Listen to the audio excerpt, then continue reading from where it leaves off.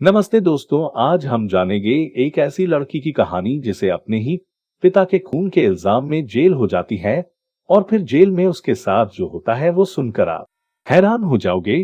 तो चलिए शुरू करते हैं। तो फिल्म की शुरुआत में हम देखते हैं एना को जो अपने रूम में गिटार प्ले कर रही होती है। तभी उसका स्टेप फादर उसके रूम में आता है और उसके साथ जबरदस्ती सोने की कोशिश करता है। एना अपने आप को बचाने के लिए उसे धक्का मारती है। तभी उसका स्टेप फादर एक नुकीली चीज से टकरा जाता है और उसकी मौके पर ही मौत हो जाती है। फिर पुलिस वाले एना को अरेस्ट कर लेते हैं और उसे कोर्ट में पेश किया जाता है। वहां पर एना बताती है कि वो बस खुद को बचा रही थी क्योंकि उसका स्टेप फादर उसका रेप करने की कोशिश कर रहा था। एना की मदर भी कोर्ट में होती है और वह एना के खिलाफ खड़ी होती है और कहती है कि उसका हस्बैंड एक बहुत अच्छा आदमी था, वो एना के साथ ऐसा कभी नहीं कर सकता और एना ने जो कुछ भी कहा है वो सब झूठ है। कोर्ट भी एना की मदर की बातों पर यकीन कर लेते हैं और एना के पास खुद को बचाने के कोई सबूत भी नहीं होता है, इसलिए एना को इस वजह से 4 साल की जेल हो जाती है। फिर एना को जेल में भेजा जाता है। वहां पर कैदियों को 2 ग्रुप्स में बांटा गया होता है, व्हाइट ग्रुप और ब्लैक ग्रुप। व्हाइट ग्रुप की लीडर का नाम होता है कोरी और ब्लैक ग्रुप की लीडर का नाम होता है जुई। यहाँ के जेलर का नाम होता है फ्रैंक और फ्रैंक सभी नए कैदियों को जेल के रूल समझता है। एना को जैनी नाम की एक लड़की के साथ रखा जाता है। जैनी ज्यादा बातें नहीं करती और हमेशा अकेली ही बैठी रहती है, पर जब वो एना को देखती है तब वो एना की तरफ अट्रैक्ट होने लगती है। अगले दिन जब कैदियों को कंपाउंड में निकाला जाता है तब व्हाइट ग्रुप की लीडर कोरी एना को अपने ग्रुप में ज्वाइन होने के लिए इनवाइट करती है, पर एना उसे मना कर देती है।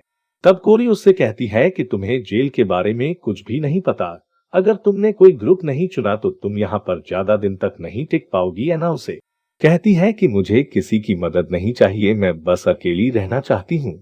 तब एना की बातें सुनकर कोरी बहुत गुस्सा हो जाती है, इसलिए बाद में वह अपने साथियों के साथ मिलकर एना को बहुत मारती है।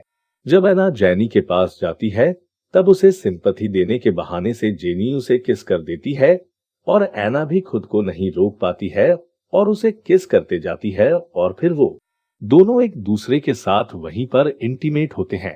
इसके बाद ब्लैक ग्रुप की लीडर जुई भी एना से लड़ने लगती है। तब एना को समझ आ जाता है कि वो यहाँ पर अकेले नहीं टिक पाएगी, इसलिए वो कोरी का व्हाइट ग्रुप ज्वाइन कर लेती है। फिर एना से बदला लेने के लिए कोरी उसे जुई से लड़ने के लिए कहती है। कोरी उसकी लड़ाई रिकॉर्ड करती है और पुलिस कुछ देर में वहां पर पहुंच जाती है और वो लोग एना को नंगा करके उसे एक रूम में भेज देते हैं। अगले दिन जेलर फ्रैंक एना से कहता है कि अगर तुम्हें यहाँ से निकलना है तो तुम्हें मेरे साथ फिजिकल रिलेशनशिप बनानी पड़ेगी। एना इसके लिए तैयार हो जाती है और फ्रैंक उसका गलत फायदा उठाकर उसके साथ अपने ऑफिस में ही करता है। एना को ये सब कुछ बिल्कुल पसंद नहीं आता, पर उसके पास और कोई रास्ता भी नहीं होता। इसके बाद एना जेनी के पास जाती है और जेनी उसे ड्रग्स देती है और वो दोनों फिर से एक दूसरे के साथ करते हैं। अगले दिन जब जुई एना से बदला लेने आती है तब इस चक्कर में व्हाइट ग्रुप और ब्लैक ग्रुप दोनों ग्रुप्स में लड़ाई हो जाती है। इसके बाद फ्रैंक एना को इस झगड़े के लिए ब्लेम करता है और फिर से उसे ब्लैकमेल करके उसके साथ करता है। इसके बाद एना और जेनी के बीच में झगड़ा हो जाता है और जेनी उसे अपने से दूर रहने के लिए कहती है।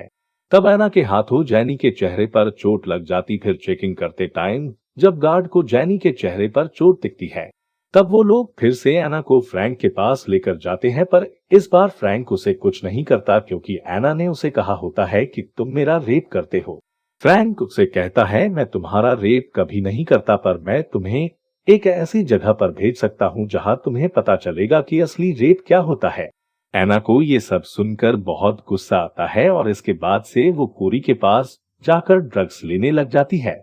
कोरी उससे कहती कि मैं तुम्हें हर रोज ये ड्रग्स नहीं दे सकती। उनके बीच में एक बहस हो जाती है, इसी वजह से कोरी एना को अपने ग्रुप से निकाल देती है। इसके बाद एना एक ऐसे ग्रुप को ज्वाइन करती है जहां पर उसे बार बार ड्रग्स लेने को मिलते हैं।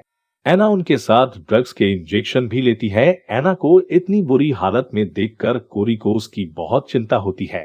कोरी एना के पास जाकर उसे मनाने की कोशिश करती है, पर एना उसकी बात नहीं मानती। फिर ब्लैक ग्रुप के लोगों को पता चलता है कि एना कोरी के ग्रुप में नहीं है, इसलिए वो लोग इस बात का फायदा उठाकर उसे बहुत मारते हैं। इसके बाद एना पहले से भी ज्यादा ड्रग्स लेने लग जाती है। एक दिन कोरी जेल के ऑफिसर्स को इस बारे में बता देती है। जब जेल के ऑफिसर्स उसे रोकने आते हैं तब एना खुद की जान लेने की धमकी देती है। फ्रैंक को उसकी इस हरकत से बहुत गुस्सा होता है। तब वो उसके पूरे कपड़े उतार कर उसे बहुत दिनों तक एक ठंडे रूम में बंद रखता है। वहां पर एना सुसाइड करने की भी कोशिश करती है, पर फिर उसे जेल के हॉस्पिटल में लेकर जाया जाता है, जहां पर उसे और भी लड़कियां दिखाई देती हैं जिन्होंने ड्रग्स लिया होता है। और उनकी हालत को देखकर एना समझ जाती है कि उसे ड्रग्स लेना छोड़ देना चाहिए। इसके बाद एना की माँ उससे मिलने आती है और उसे माफी मांगने लगती है। वो कहती है कि मुझे कोर्ट में झूठ नहीं बोलना चाहिए था, मुझसे बहुत बड़ी गलती होगी, इसीलिए वो एना को जेल से बाहर निकालना चाहती है। इसके बाद फ्रैंक उसे अपने ऑफिस में बुलाता है और उसकी हेल्थ के बारे में पूछता है। एना कहती है कि तुम मेरे साथ जो चाहे वो कर सकते हो, पर मुझे बाकी लड़कियों से सेफ रखो। तो फ्रैंक कहते हैं कि वो इसके बारे में सोचेगा। जब एना बाहर वापस जाती है तब कोरी को पता चलता है कि एना फ्रैंक के साथ मिल चुकी है। तब गुस्से में वो एना के चेहरे पर मार देती है। तब एना समझ जाती है कि यहाँ पर कोई भी उसकी हेल्प नहीं करने वाला। इसके बाद वो नर्स के पास जाकर उसे सारी बातें बता देती है कि उसके साथ आखिर क्या क्या हुआ है। और नर्स उसे कहती है कि वो एना की हेल्प जरूर करेंगी, क्योंकि उसकी सिस्टर के हस्बैंड गवर्नमेंट में काम करता है, इसलिए उसे फ्रैंक से डरने की कोई जरूरत नहीं है। एना को ये बात सुनकर बहुत राहत तो मिलती है, पर फ्रैंक उनकी ये सारी बातें सुन लेता है और एक कैदी की मदद से उस नर्स का खून कर देता है। इसके बाद वह फिर से एना का रेप करता है। वन दिन एना को एक लेटर आता है जिसमें लिखा होता है कि उसे एक बेल पर कोर्ट में पेश किया जाएगा। और एना डिसाइड करती है कि वो कोर्ट में बता देगी कि फ्रैंक ने उसके साथ क्या क्या किया है। इसके बाद वो कोरी के पास जाकर उसका फोन लेती है और फ्रैंक को कॉल करके उसकी सारी बातें रिकॉर्ड कर लेती है। जब कोर्ट के ऑफिसर उसे लेने आते हैं तब एना उन्हें फ्रैंक की सच्चाई दिखाती है। तब फ्रैंक अरेस्ट हो जाता है। कोर्ट के ऑफिसर्स एना से माफी मांगते हैं क्योंकि उसे बहुत कुछ सहना पड़ा है और उसकी बहादुरी की वजह से उसे बेल भी मिल जाती है। और ये फिल्म यहीं पर एंड हो जाती है। दोस्तों, अगर आपको इस मूवी की एक्सप्लेनेशन पसंद आई हो तो वीडियो को लाइक और चैनल को सब्सक्राइब जरूर करें। धन्यवाद।